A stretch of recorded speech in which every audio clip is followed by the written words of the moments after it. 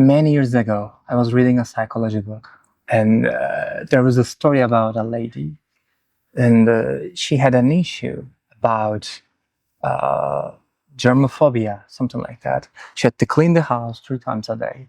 And one day, while she was cleaning around the toilet, she drops her ring, which was a gift from her past husband, which she loved. So without thinking, she just, you know, grabs it from the toilet and rinses it and puts it back. So even we have traumas, when we have something that we love more than a trauma, then even for a moment we can overcome them.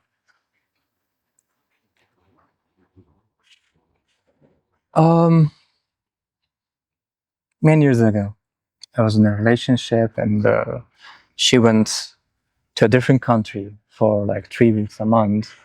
And once she will be back, she would like to come to my house. And we always had jokes about pizza. Uh, Sometimes we would celebrate little things with pizza. And I decided to cook some pizza for us. Though I have a little issue that I can't really touch flour or look at it. I just feel this in my body. I don't know what causes it. And because my love was much more greater than this, whatever it is, somehow I cooked the pizzas, because you need to touch the flour, you need to prepare lots of things with it. After she ate it, she was complimenting me. She said it was so beautiful that instead of ordering it, maybe you should cook for us from now on. Then I felt this rage boiling in me. I want to burst out. I want to tell her, hey, do you know how hard it was for me to touch it? How can you expect this? How can you demand this? I wanted to shout at her. Then I realized what I'm about to do. I realized all this anger. And then I had to make a choice. Because, yeah, I also cooked that pizza. I also touched that flour with my fingers. So here I was. What am I going to do?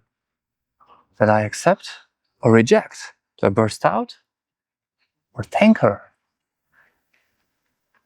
It was very important. The clock was ticking. I had to make a choice. And I made a choice that I accept. I touched it and I didn't like it. I accepted I made some progress in that thing. Or I could just delete the process. Yet I made a very conscious decision that moment. It was important to realize that. So what I'm trying to say is, when you get triggered, just take a mental note. Okay, what happened? What triggered me? How am I triggered? What's going on around me? Sometimes it's hard because you see a bug, you don't even know how it happened, but you know you're angry, you're afraid, you're shaking, you're sweating. Somebody says something and you got triggered. And they can say other things, it doesn't matter. Though in the end, you need to realize your feelings, realize your emotions, and own them because they are yours. One day my friend called me. We were somewhere and I had my car. And I said, I'll drop you to your house.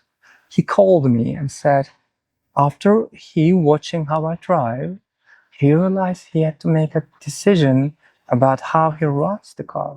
Because he was always full of anger. And for him, it was just normal. And after he saw how I drive, he said that, okay, what I'm doing is wrong. And I can make a difference. I can make a... So he chose to change, and you can do the same. Just start. What triggered you? You got triggered. All these little moments, all these little things will gonna take you to a place that you're free of that. Eventually, hopefully. And it's hard. It's a work. And you can do that.